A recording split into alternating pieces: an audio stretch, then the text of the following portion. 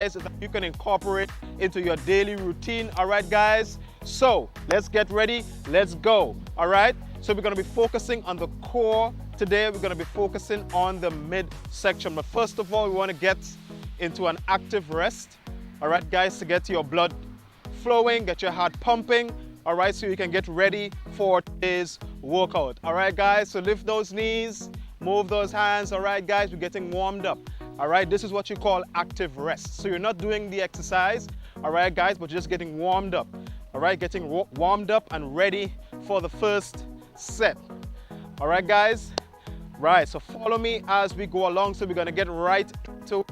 All right, guys, I want you to put your hand on your temple, right? Send that leg back, and you're doing a standing crunch alternating. All right, guys? Ready? Let's go. 1, 2, nice and easy. 3, 4, 5, 6, 7, 8, 9, 10. Then we switch. Let's go. 1, 2, control. 3, 4, 5, 6, 7, 9, 10. Right. Your core muscles. All right, guys? Hands on the temple again. One hand on your waist, and you lift up. 1, lift those knees. 2, 3, 4, 5, 6, 7, nice and easy. 8, 9, 10.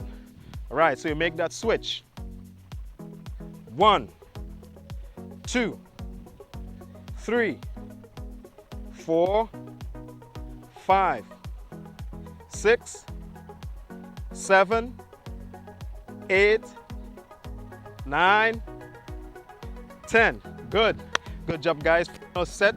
All right. Final set in the first round. All right, guys. Ready? So you're working the obliques now. All right.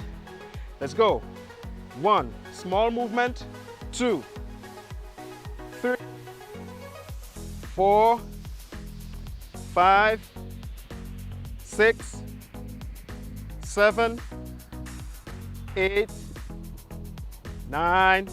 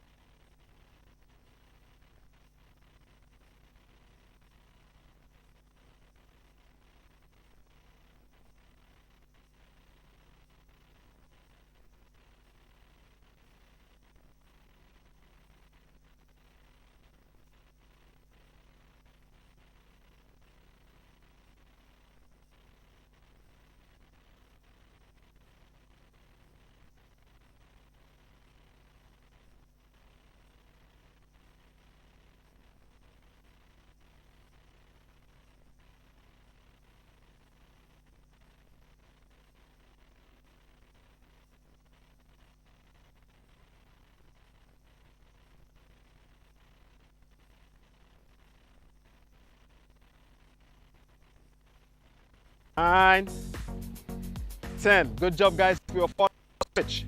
Let's go. 1, 2,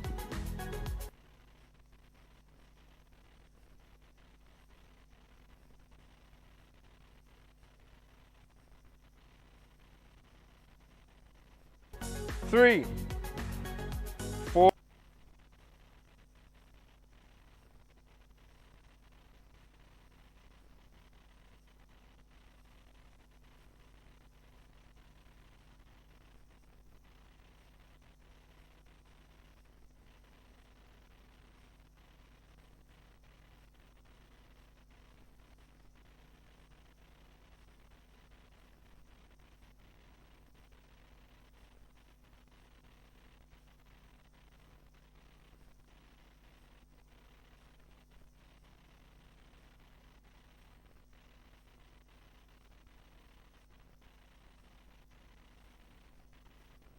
7, 8, 9, one more, 10. Woo! Good job, guys. If you are following, now we are back into what we call active rest. All right, because you want to burn as much calories as possible. All right, guys, and remember to keep your water bottle nearby so you can take a sip of water. All right, guys, and we're moving. All right, guys, so this is what you call active rest, right? Because you want to burn some calories, you want to get that sweat going. As they say, you don't want to get cold. All right, guys, good job, guys. So we're going into the second round. All right, you guys ready? All right, let's go. 1, 2, nice and controlled. 3, make sure you're crunching. 4, 5, 6, 7, 8, 9, one more, 10. Good job, guys. Let's go.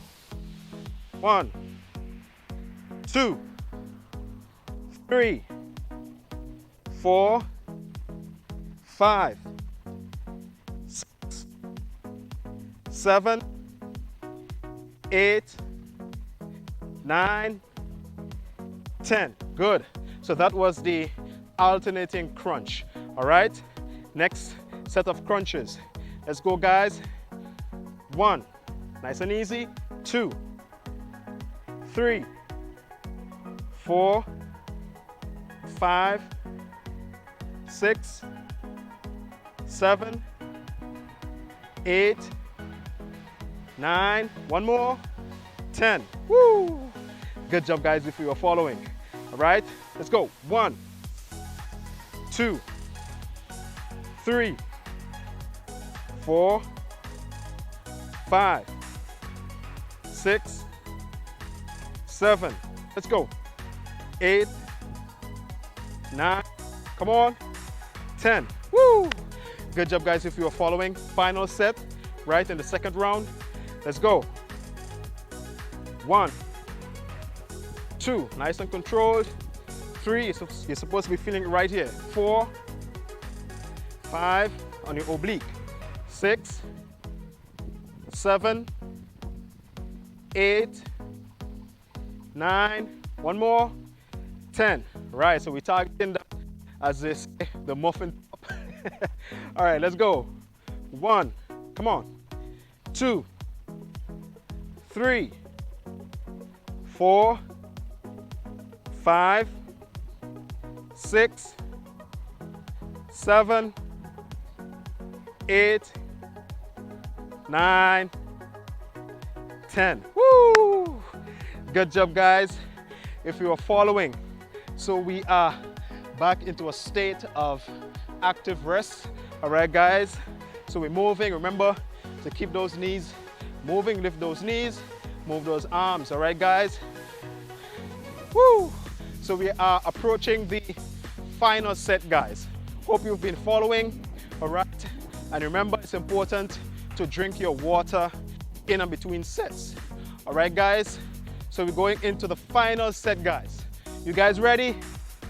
All right, let's go. Final set. Let's go. 1, 2, 3, 4, nice and easy. 5, control. 6, come on. 7, let's go. 8, 9, 10. Good. Alternating standing crunch. Let's go. Next side.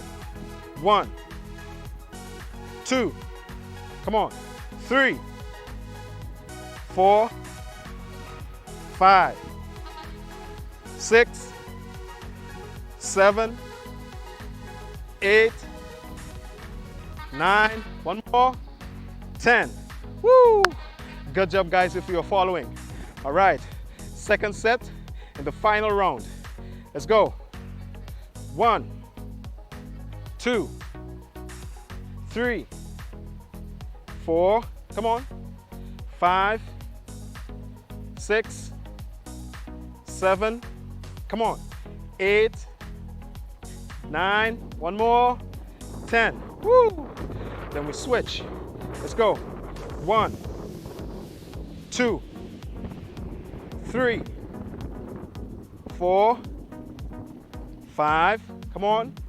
6, 7, 8, 9. One more.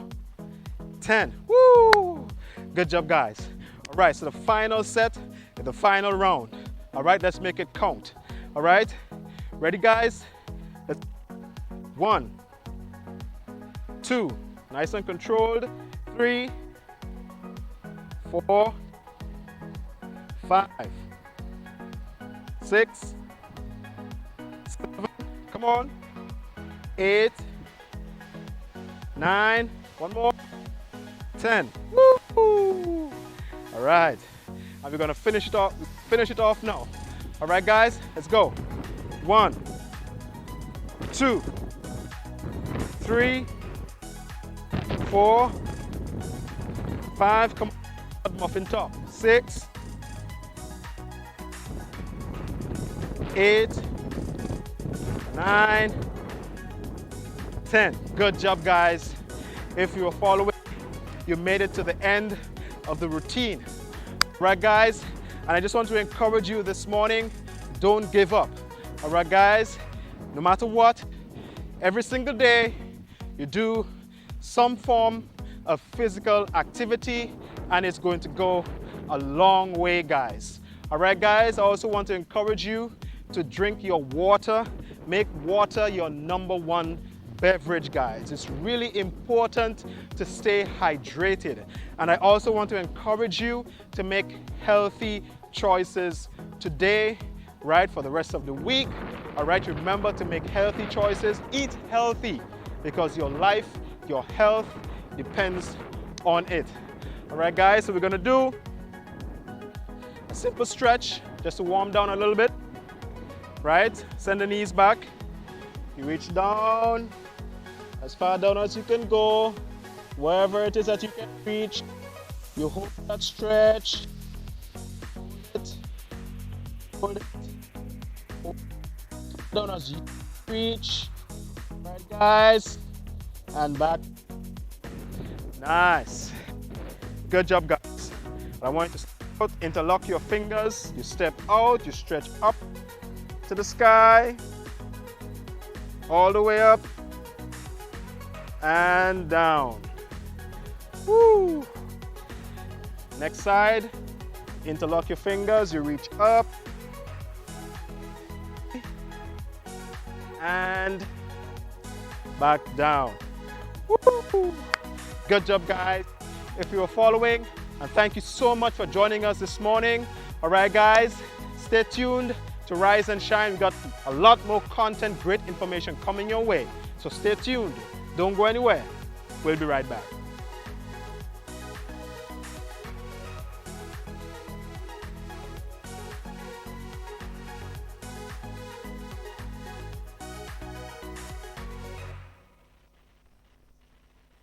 Murder-accused Damiel Belfon, who made his first court appearance at the Grenville Magistrates Court on Wednesday, was slapped with the charge of non-capital murder following a stabbing incident that occurred last Saturday at Sendall Street in Grenville, St. Andrew.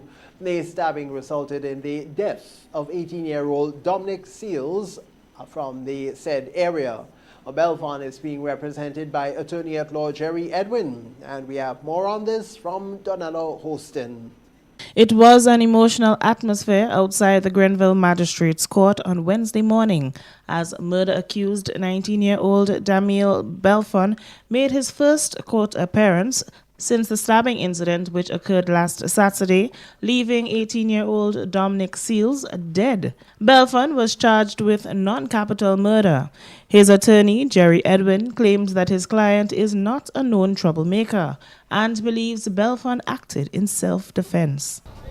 Daniel Belfon is a virtual newcomer to the courts. He has never, ever stepped into the magistrate's court, not for a language violation, not for any reason. This young man works with his father at the Grenville Fisheries. He says he is confident that his client will be exonerated of the charge of non-capital murder, as his client's actions were not intentional. Rather, it was to save his own life. Due to the nature of the crime, bail cannot be granted at the magistrate's court, but Edwin says they will be making an application to the high courts. We are making a bail application immediately. The magistrate's court does not have jurisdiction over this kind of offense to grant bail, only the high court does. I am certain our director of public prosecution, once he sees this file, as he did in the case of young Miss Ambrose, another matter here in Grenville, I am sure he will not oppose our application for bail. The 19-year-old Belfon was on Wednesday remanded to Her Majesty's Prison and is set to make his second court appearance on March 28th. Both young men's families were present at the court, visibly distraught. And according to Edwin, they are all in a state of grief. There is a mother of the deceased. She is grieving. The parents of my client actually are grieving with her. In a case like this, no one is exempted from the collective pain of losing a life, of seeing a son convicted, seeing a son arrested. So the pain is equally felt on both sides. Reporting for MTV News, I am Donilla Hoston. Meanwhile, Edwin is making a clarion call for fathers to step up to the plate and involve themselves more in the lives of young men.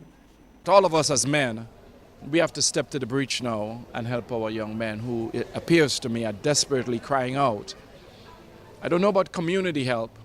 Men must step up and talk to these boys. I think they need us more than ever. Edwin's statement comes on the heels of the recent increase in the number of young men, particularly students, engaging in acts of violence. According to him, there appears to be an increase in the number of female-headed households, and this, he believes, can affect young men. The incidence of single mother household in Grenada is 67%. 67% of households in Grenada are led by single mothers.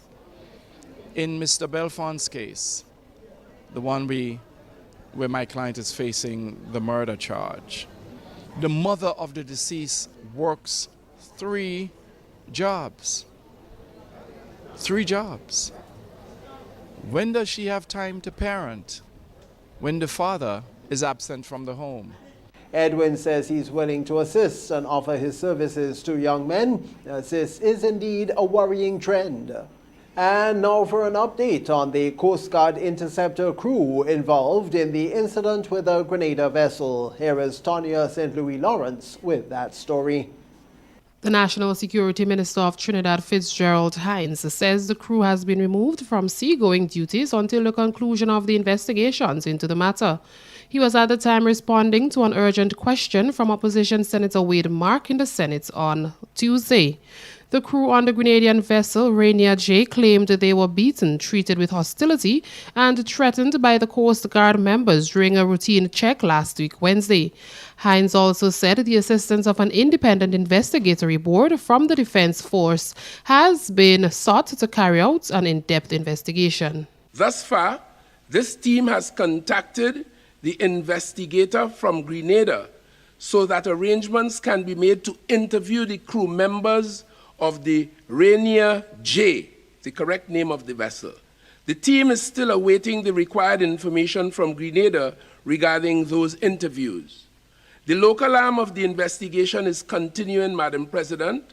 However, preliminary interviews have been conducted with Coast Guard personnel who were involved. Other personnel with information surrounding the incident will also be engaged during the investigation of the matter. Based on these initial interviews, a second round of questioning is to be undertaken with other personnel who may have pertinent information in relation to this matter. The Coast Guard is also standing by to assist the Trinidad and Tobago Police Service, if called upon, with their own investigation into this event. Government here has since, through the consular and the trade officer in the Trinidad, dispatched a letter to the Coast Guard seeking information on the incident, and reports have also been obtained from crew members on the vessel, which was shared with the Coast Guard. According to a release from the Government Information Service on Tuesday, March 8th, they are yet to receive a response to the letter dated March 3rd, 2022. However, the Ministry of Foreign Affairs, through the Trinidad-based Consular and Trade Office, will maintain contact with the crew and continue its outreach efforts to the Coast Guard. Reporting for MTV News, I am Tonya St. Louis Lawrence. The group Spices is a winner of the second annual MTV Maggie Cook and Win competition. After weeks of setbacks due to COVID-19, the competition took place on Saturday at the Tower Estate in St. Paul's. The participants were tasked with creating an appetizer, main course, and a beverage. The Spices team was headed by Kemlyn Wildman, taking second place Ronnie Edwards, third place Kellen Bravitt. One of the judges on the panel was Chef Miguel Mitchell. During Wednesday's presentation ceremony, he gave his feedback on the participants' performance. Competition on Saturday was a very tight one, right? We were thrown with a lot of different loops and challenges, but of course we all powered through. The contestants, they took their time, they took their energy, they worked as a team for those who had a team, right? And for those who took it upon themselves basically to really try and power through, right? Minus all the different challenges, of course. This year's competition was supported by several corporate sponsors. The Tower Estate representative was also on hand to witness that presentation. I must say it's our great pleasure at the Tower to be hosting this competition for the second time now. I so enjoy to see young folks learning how to learning how to cook, but also to show off their talents that they have created, and to be using our local ingredients, which is so critically important. At the Tower, we support a lot of these types of initiatives, and it's a great venue if you want to have a very special occasion. The first place winner is a receiver of 1,000 EC dollars. Second place received 600 EC, and the third 300 EC dollars. They also received other consolation prizes, compliments the sponsors. You can tune in to MTV at 9 o'clock for the full airing of that competition. By the way, it'll also be streamed on MTV's social media platforms. The third and final Apex Test match to decide whether West Indies or England will lift the new Richards Botham Trophy in this much-anticipated Test rivalry. And that starts from the 24th and ends on the 28th of this month, March, at the Grenada National Stadium. In a press conference on Tuesday, Chairman of the National Organizing Committee, Troy Garvey, said Grenada is ready for the upcoming West Indies versus England Test match. We are crossing our T's and dotting our I's and ensuring all the various aspects needed to deliver a world-class event are in place. And right now, as we stand, less than about 2 weeks off from the game, I can safely say that the country is ready. On the pitch and field, we are ready. And other most important elements as relates to the country hosting and delivering an exceptional visitor experience, those things are in place and come together quite nicely and will be in place for the arrival of the teams around the 21st of March. Garvey went on to say it's not only about cricket, as the event brings other benefits to Grenada. This is about Grenada. This is about showcasing Grenada, that we are capable, that we are back, that we are even more beautiful than before, and using the television, the cameras to showcase to the UK market, to the rest of the cricketing world, that this is a destination that we can come to and enjoy. And also, as we speak, Caribbean Airlines just recently opened some flight seats, put on a flight to move persons after the second test in Barbados to come to Grenada just in the event of. So the hotels are smiling. The hotels are saying that they are filled. The taxi drivers and so are exciting. If you go back a few years ago, one can recall what River Road looked like when the English team was on the ground.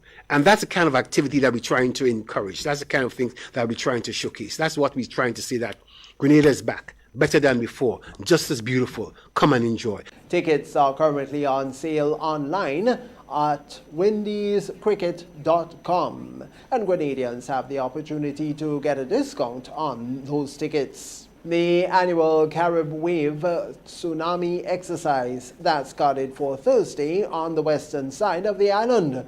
The scenario this year will be a tsunami generated by an 8 magnitude earthquake located on the western Muertos Trough.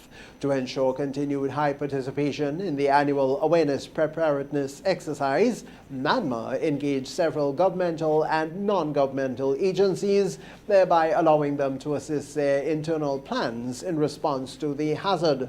Public Relations Officer at NADMA is Oslin Crosby. In this time, the exercise is meant to raise awareness. So all that we ask is that you don't become alarmed.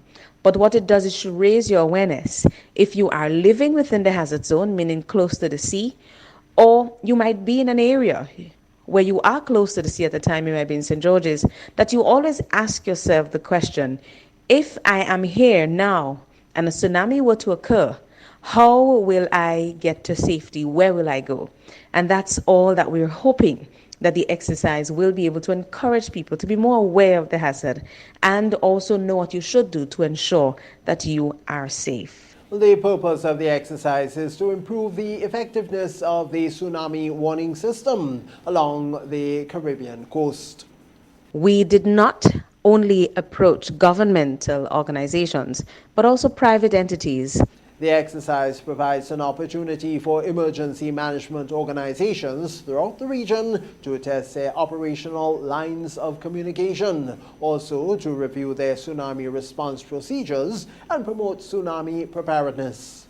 A joint operation on Thursday, the 3rd of March, between Grenada and Trinidad and Tobago Law Enforcement, Drug Squad and Customs Enforcement units led to a search conducted on board sailing vessel Costa Mucho after being cleared with Grenada Customs. During the search, 2 packets of cocaine weighing 2 kilograms, along with $4,200 US and 2,407 Trinidad dollars were seized. Edmund Brangman, 81-year-old sailor of Hamilton, Bermuda, was arrested and charged with trafficking in a controlled drug and money laundering. He appeared at the St. George's Magistrates Court on Monday, the 7th of March, and was remanded to Her Majesty's prisons. Brangman will reappear in court on Thursday, the 10th of March. A new project was launched on Wednesday, which, according to one transport official, will investigate the main issues affecting the quality and efficiency of road-based transport services and will seek to thereby improve the overall transportation system. We have more on this from Troy Gill. Wednesday marked the official launch of the Sustainable Road-Based Public Transport Plan for Grenada, facilitated by the Caribbean Development Bank, which will look at the main challenges affecting the transportation sector. During the launch, Chairman of the Grenada Transport Commission, Lawrence Samuel, said the plan will explore options to achieve sustainable public transport and mitigating these challenges. This project will investigate more closely the key issues affecting the quality and efficiency of road-based transport services and recommend an action program to improve the system.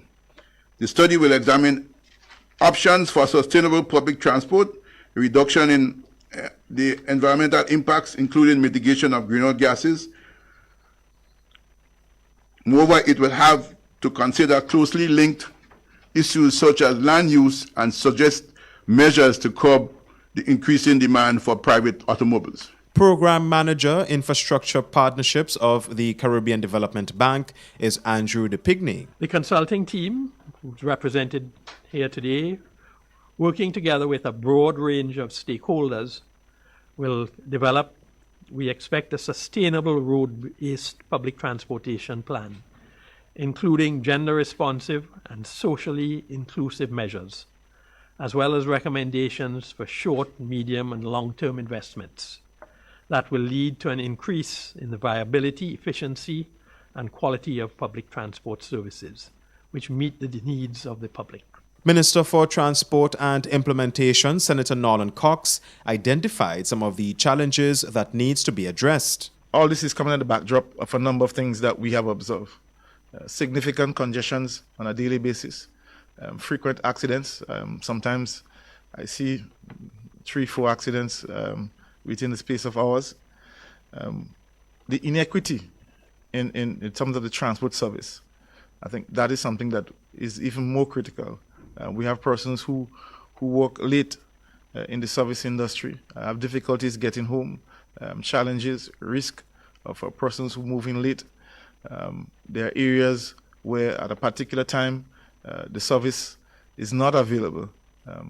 Persons may want to go out to attend certain functions and have a difficulty getting back home at night safely. So all these issues we need to address. The plan will include measures to curb the growing demand for private vehicles and reducing its impact on the environment, and explore options to achieve sustainable public transport. For MTV News, I am Troy Gill. The government of Grenada, and by extension the Ministry of Culture, has installed a 100th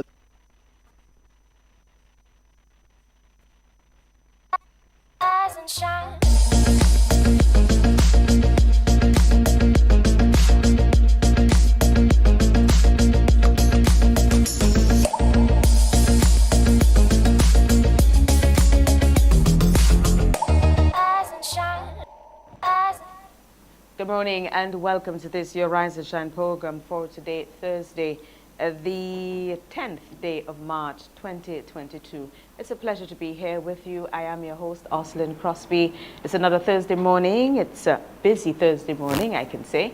It is my hope, though, that we try to make some time for ourselves today. Try to relieve ourselves of all that may be happening. Just give yourself, even if it's 5 minutes, that you can stay focused and keep going. We're already off to a late start, so what we're going to do is we usually start off with the planning of your day by sharing the weather forecast with you. And I believe we're already there. Are they ready for us? We can now go over to the Met Office for this morning's weather forecast. Not quite as yet. So I do hope, though, today we have the Carib Wave exercise in Grove. So the people in St. John, we do hope that you can participate. I know now they are ready, so good morning.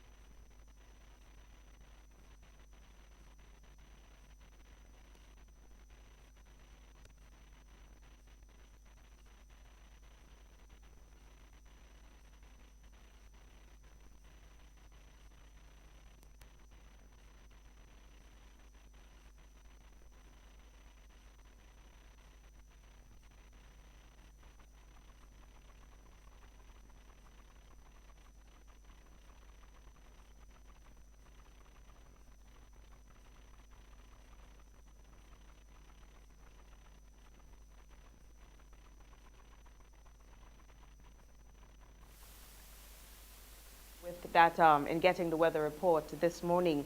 So what we will do is we're going to take a quick break. When we come back, we have our first guest already online, and we will have an opportunity to get into that very emotional topic that we had on Tuesday, trying to understand what is happening with our youth. So we'll be back here shortly. Chapter in West Indies' biggest rivalry continues. West Indies flies against England for the Apex Test Series in 3 test matches. Tickets start as low as $20 and local residents enjoy an additional 50% discount with online purchase. Must be fully vaccinated to attend all matches and COVID-19 protocols will be in effect. Secure your seats to the action. Get your tickets in advance at windiescricket.com/tickets. Terms and conditions apply. The Nawasa app brings the power of Nawasa's customer service experience to you. Instant, conversational, and smart. Easy access anywhere. Get bill balance, transaction history for up to 6 months, report a fault, link to websites, view payment centers, contact information, push notifications, and multi-tenant accounts, all in a secure login platform. Like a self-service concierge app, mobile.nawasa.gd gets you the support you need much faster. Available on both Android and iOS platforms. Mobile.nawasa.gd, your customer support companion. Nawasa, committed to meeting customers' needs.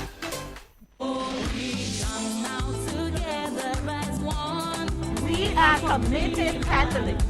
Listen to us. Youth like us must be given a hearing. I am a farmer and I have a story to tell. I'm a farmer and I too would like to share my story. Even though we walk over there Sunday to Sunday, we too have a story to tell. I am a Catholic sometimes and I have things to say. I need someone to listen.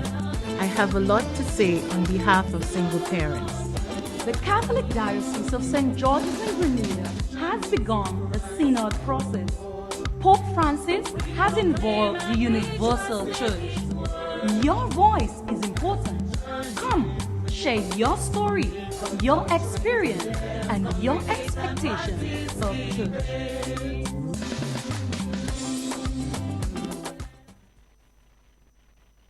Introducing the Grenlec mobile app. You can now get your bill balance and easily track energy usage for your home or business. Report and receive alerts about power outages. Plus, stay up to date by receiving the latest notifications.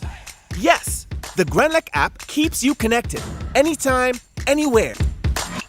The Grenlec mobile app. Download for 24/7 access. We support you at every stage of your life.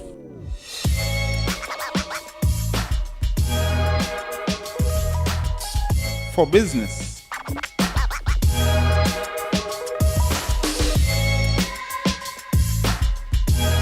For your education. for your financial freedom.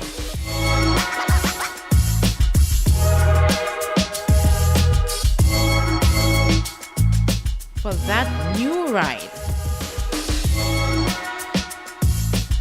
Upgrade your life with the Communal.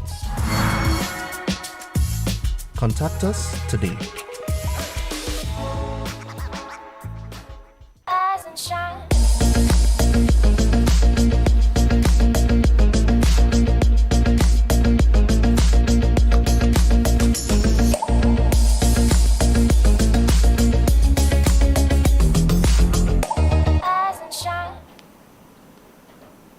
Welcome back. So as indicated before we went on the break, we will be getting into our first discussion this morning.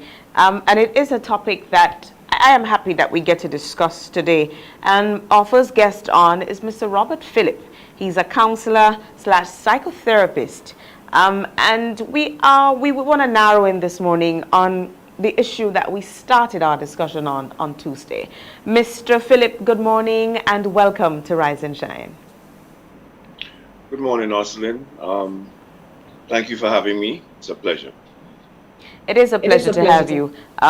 Nothing beats an expert's opinion or guidance, especially when we have these worrying trends that we know for sure that, yes, they worry us, but in order for us to get past this stage, we need to learn we need to first understand what is happening and therefore figure out how it is that we can deal with them so that we can get past worrying and to a better place. Our youth, our children, we are seeing a worrying trend. all over social media, it is either violence, it is either they're fighting.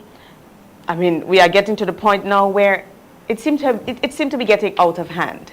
And for me, it is a concern, a big concern as a parent. And first, I want to ask, what is really happening? Is there any way that the pandemic may be linked to all of this and our children being locked in for quite a while? Well, even before I answer that, Austin, let me just say this. Our young people are not in crisis, all right? Let me first clear that up. We have witnessed a few isolated incidents, and these incidents are concerning, yes, I agree. However, we must make the point that the majority of our young people are in a good position. The majority of our young people are doing well, they are ambitious, they have goals, they are achieving their goals, and they are moving forward. So that's the first point I would want to make, that when we see some isolated incidents, we tend to think our youthful population is in trouble. I would not say that. I would not say that at all. We have quite a lot of progressive young people who are doing well, making very good contributions to the upliftment of their communities, their society, their schools, and so on. Okay? However, we in the midst, we have a few misguided young people, and we need to help them out. You know, we cannot give up on any child. No child must be left behind. So the few misguided ones who are influenced by various entities, which I would go into a little more detail in a while, need the support of experts, the community, adults, peers, persons who can help in one way or the other. All right. Everyone has to come on board with this situation. Everyone, not just psychotherapists.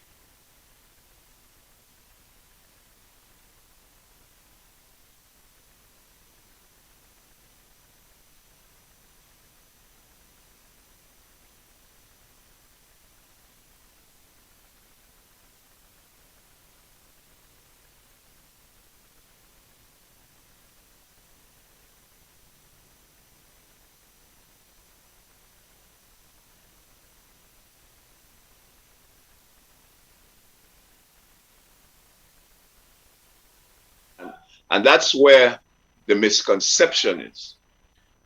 You have to be trained. You have to be trained.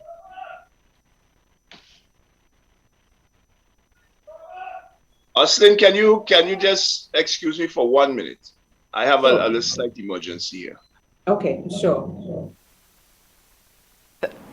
Psychotherapist, a counselor, Mr. Robert Phillip, who is sharing with us what is really happening with our young people.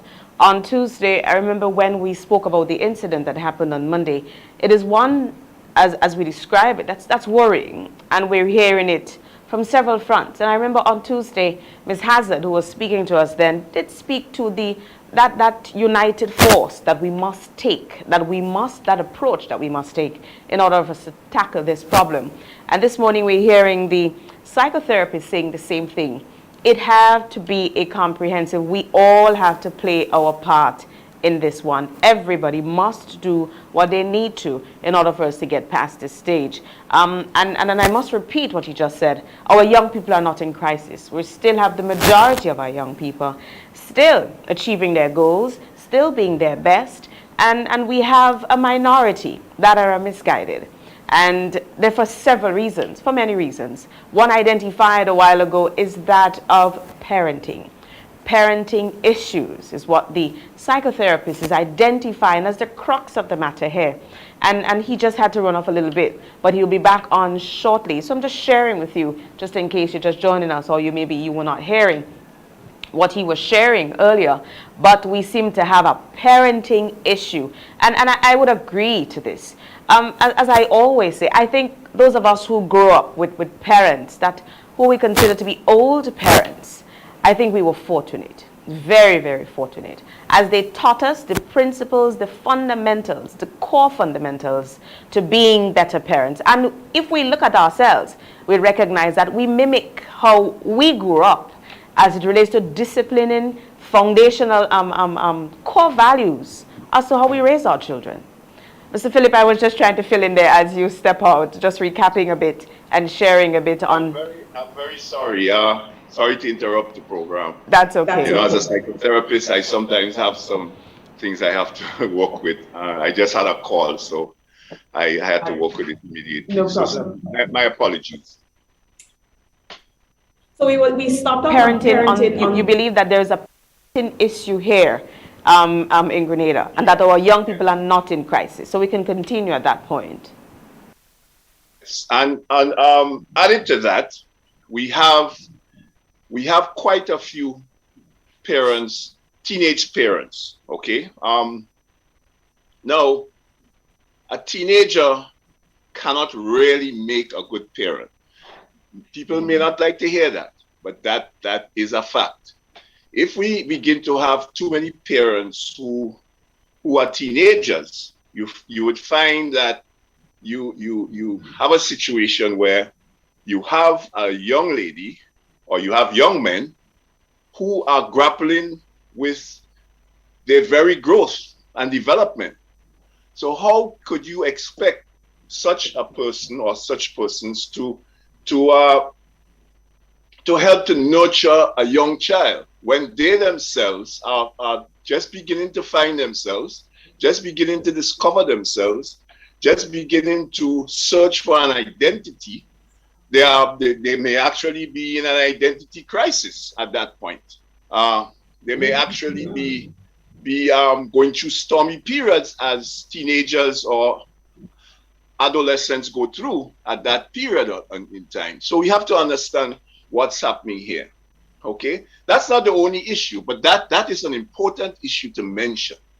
We are having a lot of teenage parents, and that is a cause for concern.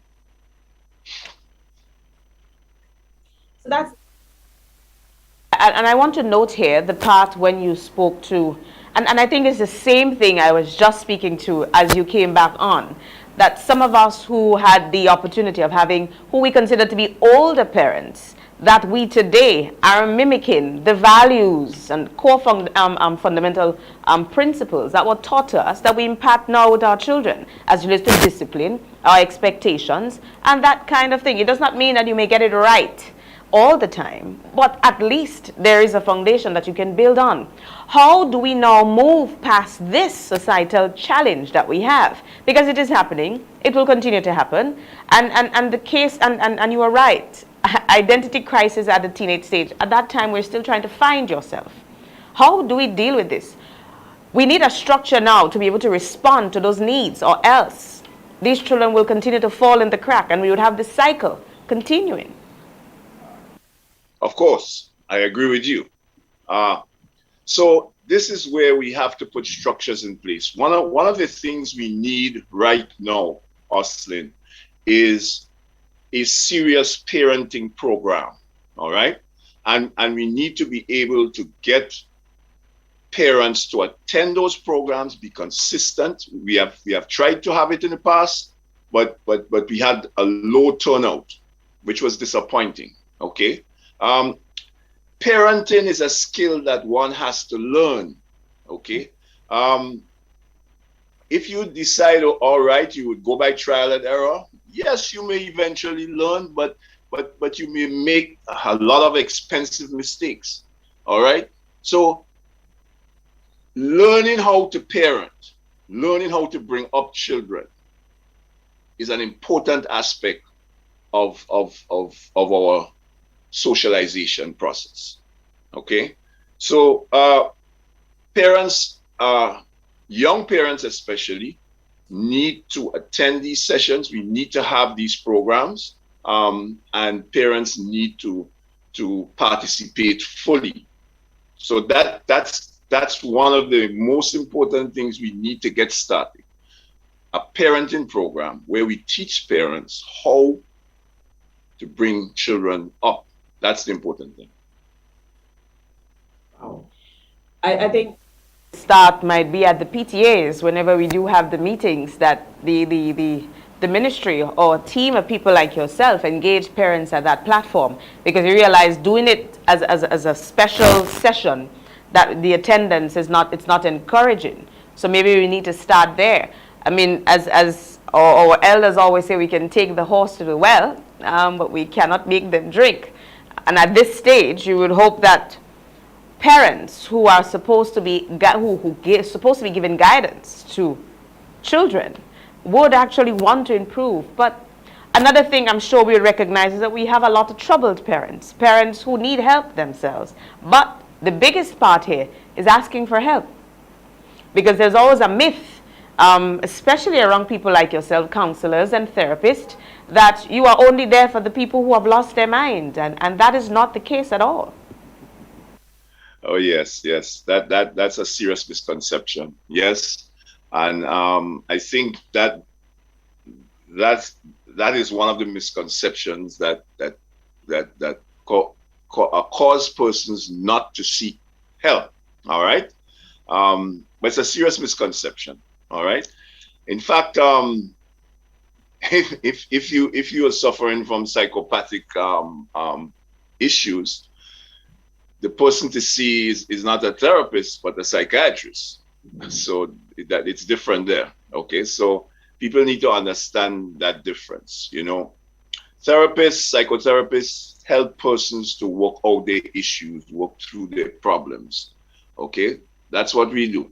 All right. Yes, we work with mentally ill persons also, but it's not just as narrow as people think it is. Okay. We tackle all kinds of issues, so including career issues. There are a lot of career issues that people need help with, especially persons in schools and so on. So people need to understand what we do. Okay, maybe we need more advocacy, perhaps. You know, people need to know about us out there. You know, because we have a good professional body here right now. You know, we even have an association, the Grenadian Psychological Association, that works through SGU, St. George's University. So we have a good cadre of professionals who can help, but maybe we need some more advocacy. You know, people need to know who they can see. You know, the persons who are qualified, that kind of thing. And we've been having quite a few persons who have recently been qualified. You know, our government has placed a lot of resources, and people don't know that. In the past, and in the not too distant past, government has placed a lot of resources in training persons in the helping professions, and we term it helping professions. It encompasses all those things. So quite a lot of training has taken place. Even in schools, we have, every school has basically has a guidance counselor. All right, or there's a roving guidance counselor for primary schools and so on. And most secondary schools, if not all, have guidance counselors. Some have two, all right, based on the population of the school. So, and then we have persons like myself who can go deeper into the helping process and so on, into the psychological process, you know. So there are persons out there, you know, who can assist. And I think, you know, we need to get more comfortable as a nation with mental health. All right. Very important. You know, we talk about our physical health. We talk about physiological aspects of the human being, you know. We talk about exercise, diet, you know, and we stress those things. But as soon as we come to mental health, there's a taboo, you know. You mention the words mental health and people back off, you know, as though, you know, it's not part. The mind, the brain is the most important organ in the body. It controls everything else, you know. So if we have problems with that brain, then it's going to affect the physiology of the rest of the body. So we have to understand those things. I am happy that you went down there, and I think this will form a broader conversation that we may not have time to do now, but we will have to do another time. Mental health advocacy as it relates to your role, you and others, the cadre of professionals, experts as I call you, that can provide guidance and help people professionally. From time to time, we as individuals, I believe, need to know when we have to tell someone, I'm sorry, I am willing to listen, but I recognize that this one is beyond me. And I need to now recommend that you go see somebody who can professionally help you, somebody who was trained to do this, because we do have a lot. There's a lot happening. Everybody have their own challenges. From time to time, things happen, you don't expect it, and everything can just go haywire. But I think what I want us to get out of this morning's conversation is, how do we deal with what exists now for the minority of our youth that is going off train? Parenting is one of the issues, but as you said, it's a societal, it has to be a comprehensive approach for us to fix this. Where do we start? What are some of the immediates that we can do so that we can start straightening that curve, because the curve is getting wider? Another thing we can do, Oslin, is to come up with a mentorship program. We need to have strong male mentors who can work along with our boys, our teenagers. You know, the problem we have is the persons, the kind of persons that some of these teenagers gravitate to, and the kinds of persons that they would mentor. All right. Most of the time, the information that comes out of that kind of situation doesn't work well. You know, it causes a lot of misconceptions, a lot of issues with our teenagers, and they get all the wrong ideas, and those are the persons that they would uphold. I don't want to pinpoint names and so on. That's not necessary. But we need good, strong male mentors out there who can walk along with our boys. We need to also begin to identify boys who are at risk. All right, and that can start from schools. All right, the teachers can be very helpful there and so on. There are young boys who are at risk. All right, based on the home environment, based on their community, the communities they come from, you know, the influences that happen within the environs and so on. These young people could be, or they are at risk, okay? Simply because of what they are bombarded with, what they are surrounded with, okay? So if these persons can be identified early and intervention processes are put in place to work with these boys, we can have a good start right there. All right, because we have some youth who are at risk, and we need to help them. We need to be proactive. That's my point. Sometimes in society we are very reactive. Okay, we only look at things after it happens. You know, somebody injures somebody kills somebody, you know, and then we react, and then we make a lot of fuss, and then it dies down. Okay, but we need to be proactive.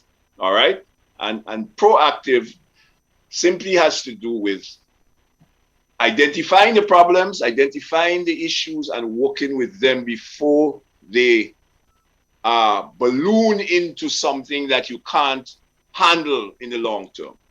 All right. So that kind of situation where we identify these young men or young ladies, because it's not just young men, all right. So and work with them, you know, and we can walk through the schools, all right. I remember when I returned from graduate school many years ago, that was one of the things I spoke about when I just started to practice. I spoke about the youth at risk situation, where we need to identify these persons early and work with them. You know, do not allow the situation to escalate, you know, and then we react to it. All right. Maybe we need to move away from being this kind of reactive society. We need to be more proactive. Okay, so let's work with situations, and let's stall or preempt and get that kind of base. Okay. So being proactive and not reactive, and paying attention. Ooh. I think I can support that one. The only challenge, and I know many would say that is the reception when you try to be proactive, especially from some of our young people. But I guess as everything else, when you meet a challenge in the road, you don't just give up on it. Because you want to, at the end of the day, be able to see some fruitful gains. So we keep going. Mr. Philip, we have to run off now, but I want us to continue our conversation next week. I will have the team contact you again. I know you are busy. I know you are very busy, but I would love to continue this conversation with you. A lot coming out of this. I anticipated this morning. I was looking forward to it, because at this stage, as I said, when you recognize a problem, it is not to be worried about it, but rather to understand why it is happening and how we can make it better. And I think this morning you have given us some food for thought, a lot of food for thought, as to how we can help pacify or fix this, because we know there would be it is not one that we can just put a plaster on. It is one that will take work. No. And in some cases we may have to go back as far as the parents to start there. And then it would be, of course, reflective on the children. And I think that's the core of our problem. That appears to be the core of our challenge. Let me just say something quickly, Austin, just before you run off. We tend to sometimes bash single parents and say, okay, it's a single parent problem. It's not a single parent problem. Okay. I know some single parents, you know, male or female, who are excellent parents, and they have their children under serious control and focus. All right. So we need to get away from that trend of single parents. Okay. There are homes where you have both parents and things are exposed. Yes. You know. So we need to get away from this notion that if you're a single parent, you can't bring up a child properly. That is a myth. We need to dispel that myth. I just wanted to make that point. And I'm going to support this. I will support this. I grew up in a community where I grew up in a single parent home, and many other single parent children that had nothing to do with it. I refuse, and I'm going to support you on this. I refuse to accept that excuse, is what I would call it, as to our children that may make some questionable decisions and bad choices from time to time. That has nothing to do with it. Because at the end of the day, if you have a parent that have strong values, come from a very, very strong foundation, they would impart what they know to you. And you will be passing it on to others. And there's no way that you would deviate from it, no matter what happened. Before you think about doing something wrong, you would think about those foundational core values that were imparted to you as a child. So I support this fully. I am not going to accept that one at all. That has nothing to do with it. That has nothing to do with it. So, Mr. Philip, again, thank you so much. Before you run off, you can share some parting words with us, but I want us to continue this conversation because I think we have, as you just made the call for advocacy, and I am willing to be an advocate in this because I know we do have a lot of people who need help, but convince themselves that I don't need it, or the myth that I am not crazy. This has nothing to do with being crazy. It's about being able to protect your mental health as inside would reflect what outside is. Working on outside and inside is terrible. It means that we have a problem. It's a bomb waiting to go off. And we know that's not good for our society. And Austin, in conclusion this morning, we need to teach tolerance to young people. Yes. Tolerance. We need to teach that really at the home level and at the school level. Problem solving skills. How to manage anger management. Very important. Many young people have anger issues. Okay. But one can learn to manage his or her anger. There's nothing wrong with anger. You can get angry. All right. People get angry. Jesus Christ got angry. You know what he did. Right. So it's not getting angry that's the problem, but how you channel that anger to something positive. All right. How you use the energy that comes from that anger, because anger is an emotion. How you use that energy to funnel it into something positive, all right? How you manage your anger, all right? I'm not saying we shouldn't get angry or there would not be conflicts, all right? So conflict resolution, we need to teach that also. Those skills, conflict resolution skills. Many young people don't have conflict resolution skills, so they think the only way to solve an issue is through violence or through fighting or through aggression or confrontation. All right. So I just wanted to make that point. But when you have me on again, I'll elaborate. Yes. I think we need a part 2 of this and a part 3 of that discussion where we can break it up in parts and we deal with an issue, possibly on every program, so that we can help people better understand what's happening and how we can cope with it. Mr. Philip, thank you so much again, and we will be speaking soon. Thank you very much. Thank you to your listeners, and have a wonderful day, and everyone have a wonderful day, and let's try and be problem solvers. Thank you very much. Thank you so much. Thank you so much, Mr. Philip. That was Mr. Robert Philip. He is a counselor, psychotherapist. They're speaking, we are trying to narrow in on some of the issues that our young people are facing, where it may be stemming from, understanding what's happening and how we can fix it, how we can help fix it. So we're going to get on into our second discussion one time. We're already almost out of time. Mr. Hippolyte, good morning. I apologize for the wait, the long wait, but I know it's worth it. It's been a while. We have had a sporting activity where we can go out and sit in the stadium and be a part of the athletics, and we are in that time. It's a time when we're supposed to be having intercall and sports, and we parents just love this time, right? We get to go into the stadium. We have more fun than the children. The parents make more trouble than the children who's participating. Kwame Hippolyte, good morning. Thank you so much. Good morning, and thank you for having me. I think the discussion even before is one that's important, and I think sports have a part to play in channeling some of the energies and assisting some of our young persons and young people in, staying focused and building the sort of society that we need to have. Yes, it does. Quite. Interviews this morning, the issues surrounding our children and sports, because we know that sports is always a very positive avenue for us to give them an opportunity to free up. And we are having one such national event on Saturday.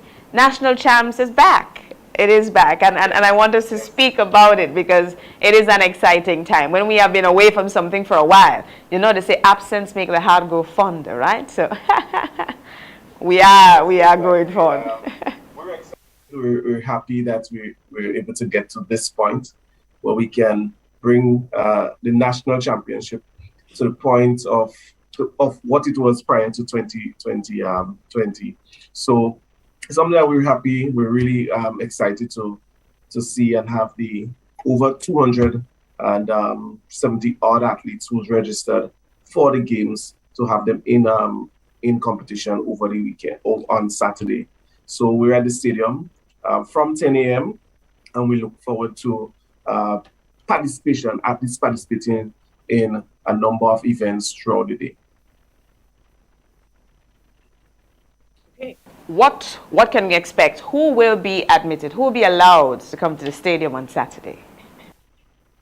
Well, the national championships this year, last year we hosted the championship. Unfortunately, we were unable to have many of the patrons that that's normally present at the games. So this year we are happy that the patrons generally can be a part of the championship.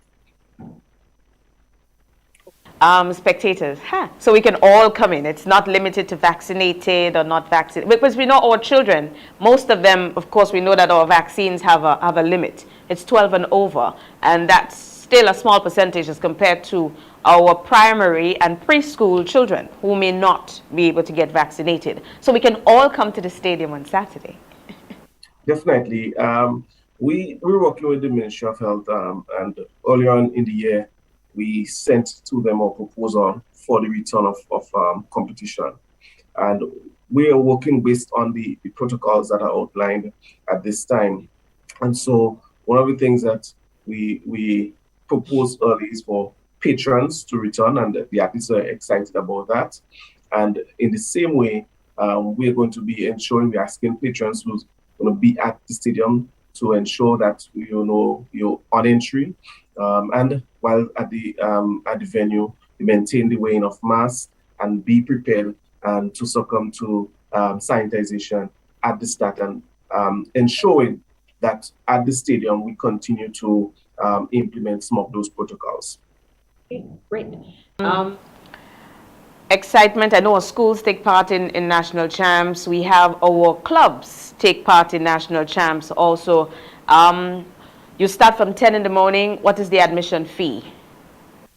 Okay, we start at 10 in the morning, and the admission is $5 for children and $10 for adults. And what spectators can expect, I mean, coming out of a situation where a number of yes, the number is reduced in terms of athletes, but the support from our clubs and schools is great, and we have over 13 clubs registered for the championships, and some of them are new clubs just coming into the track and field full and participating at national champs, but we have a few clubs.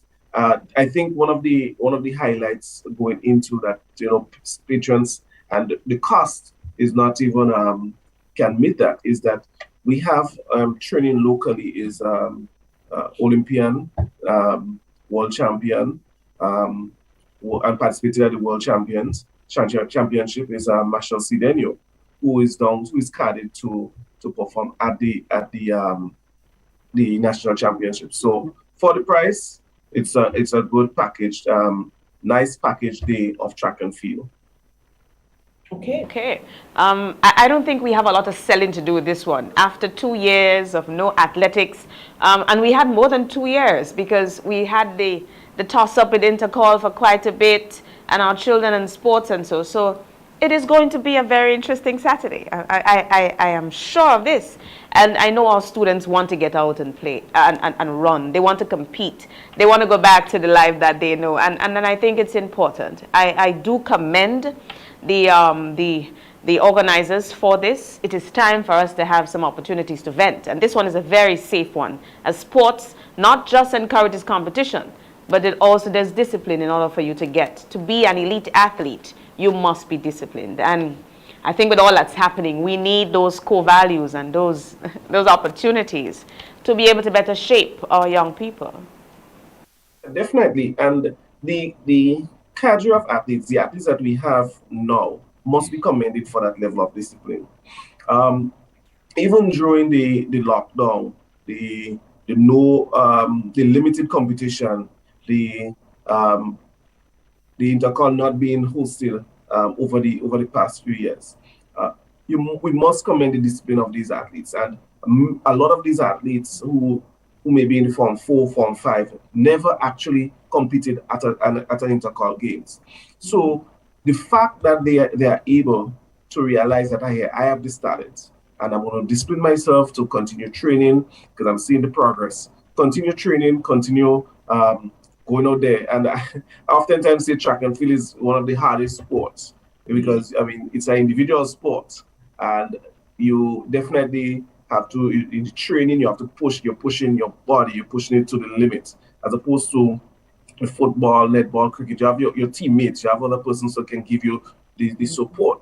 But with track and field, which I consider one of the hardest sport in terms of individual as its individual nature, these athletes must be commended. And whenever we had the mini meets, which is a sort of a build up to this, we saw the improvement in the performance of the athletes, and they must be commended. And so one of the things that we're looking forward to on the weekend is to be able to identify some athletes that can represent Grenada at this year's CARIFTA Games in Jamaica.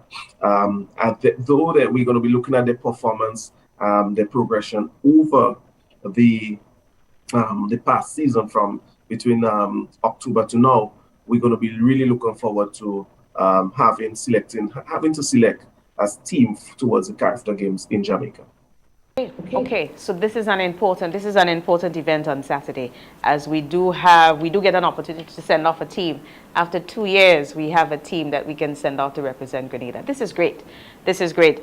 Mr. Hippolyte, as I said, I don't think we have a lot of selling to do of this one. Rather, just letting people know that the event is happening. There's something that we can go to on the weekend, that we can bring our children to on the weekend.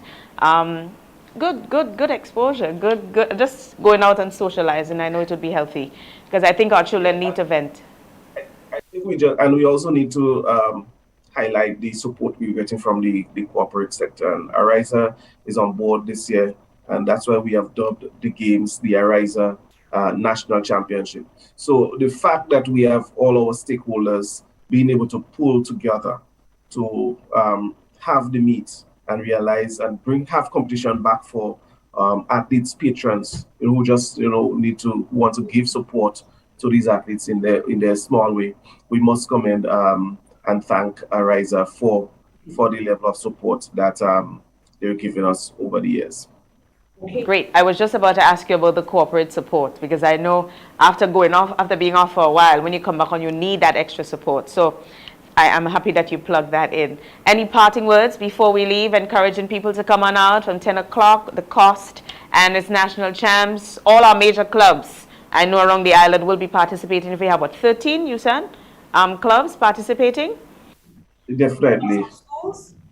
Plus schools within there. So I just want to encourage persons, the people out there, general public, to support the Grenada Athletic Association as we host the Ariza National Championship this Saturday, National Stadium. Admission, children $5, adult $10. 70 events to be contested, including the run, the jumps and throws. Nice package. And for the diaspora, we're going to be streaming the meet live on our Facebook page, and we look forward to exciting track and field, creating opportunities for our young people, so that they can go there, compete, represent Grenada, and possibly regionally and internationally. Thank you so much, Mr. Hippolyte. It was a pleasure speaking with you this morning. As I said, I think it was just nicely packaged. We speak on the issues affecting us, and there we have another discussion on a possible solution. Great this morning. I wish you and the team the best. A successful meet on Saturday, and we will continue to encourage the public to come on out and be a part of national champs on Saturday at the National Stadium from 10 o'clock. So, Mr. Hippolyte, as I said, thank you again for your patience, and do have yourself a wonderful day. So that was Mr. Kwame Hippolyte, representative from the Grenada Athletic Association. I believe he is the president, speaking to us about national champs that's happening on Saturday at the Athletic Stadium from 10 o'clock in the morning. Admission, children $5, adults $10. Remember, you will be subjected to a bit of the protocols, not much, because we know that we have been releasing them a bit. So mask, of course, and sanitization. So be prepared to wear your mask when you enter. So we do have some sporting activity on the weekend. That's great. Interesting discussions this morning. We spoke to Mr. Robert Phillip, He is a psychotherapist and counselor trying to get us to the root cause of what's happening with our young people. But I want to note here that we are not giving up on them. And as he said, our young people are not in crisis. We do have a minority, though, that are making some bad choices. And we understand where it is coming from. As parents, I challenge us today. We need to do better. The minute you become pregnant and you decide to carry another individual into this world, it means, therefore, that this is no longer about you. You have to square up, shape up, and be prepared for the challenge. It would not be easy, but it was a decision you made. Whether or not it was planned, they are gifts, and they need to be nurtured so that they can make a positive contribution to this country and to themselves. When they do that, they make us proud. They make our communities proud, and by extension, they make this country proud. We have our work cut out for us. We don't give up on our children because they may be a little bit challenging. We stand up and we face the challenge and we make them better people, as they are our wards. They are our responsibility. We do what we need to do to be excellent parents. Don't try to be a good parent. Don't try to be a great parent. Don't try to be an exceptional parent. That is what it means when we chose to carry, be it fathers and mothers. And I challenge our fathers. Please be there for your children, especially our boys. Our boys look up. You need ambassadors. They need mentors. We spoke about it a while ago. You cannot want to live one way and expect your son to be a priest looking at you trying to be a gangster. That's a lot of confusion for them. Be ambassadors of your message. If I'm going to tell you that I want you to do this, I expect the child would expect you to be doing the same. It cannot be one way and doing the other. We have work to do. We have a lot of work to do. And remember, we are talking of a minority making some bad choices. If we as parents don't do what we need to do, and as a society, we don't change the way we do things, as much as many may condemn how we grew up, I must say I don't think it was so bad when so much of us have made it out and continue to make it. The community needs to go back to raising the child. Not this about me, I have nothing to tell nobody, child. No. That child, as a mother, we know what it means to bore a child. And it's the same pain another mother has. If you want to see yours go forward, you should be happy to see others do the same. It is not just for you. It should be for all. Today I challenge our parents to be better parents. And those who may need help, please help them. You see something, pull the person aside and speak to them about it. Because at the end of the day, remember, a young woman going on with behaviors that are unacceptable and having a child or bringing children into the world will be impacting what she knows and thinks is right to them. It means that we have a cycle continuing of what we don't want. Let's stop it today. Let's do what we need to do today to make a difference. This is where we conclude for this morning. We are out of time. I say thank you to both our guests this morning for sharing. Very, very informative. We will be speaking to Mr. Philip again on this, and we encourage you to go on out there to the National Stadium to be a part of the National Champs on Saturday from 10 o'clock, $5 children, $10 adults. 13 clubs plus schools participating. National Champs on Saturday. It's already 8:37. You've already started your day. Please be a beacon of hope today. Be a beacon of hope. Be a light today. Help someone. Listen to someone. And remember, if you need help, ask for help. Ask for help. There are people out there who can help you.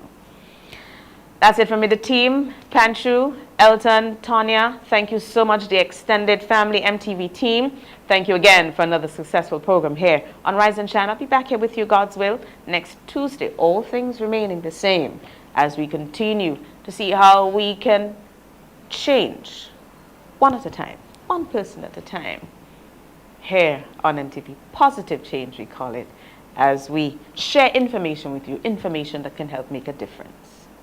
I'm your host, Jocelyn Crosby, wishing you a wonderful day.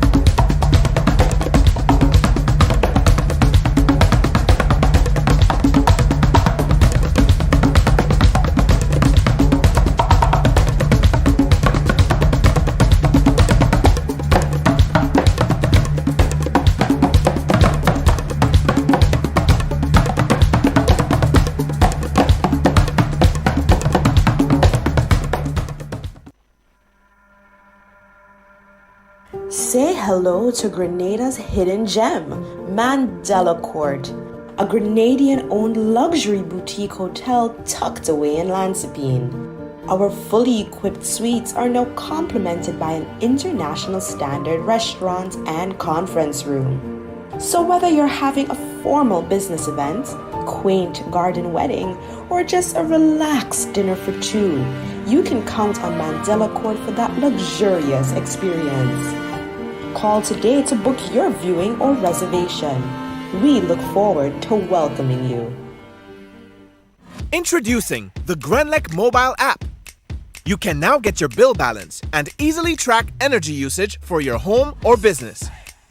Report and receive alerts about power outages. Plus, stay up to date by receiving the latest notifications. Yes, the Grenlec app keeps you connected anytime, anywhere. We support you at every stage of your life.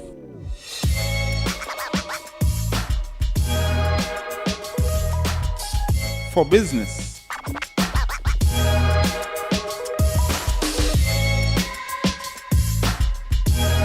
For your education. For your financial freedom.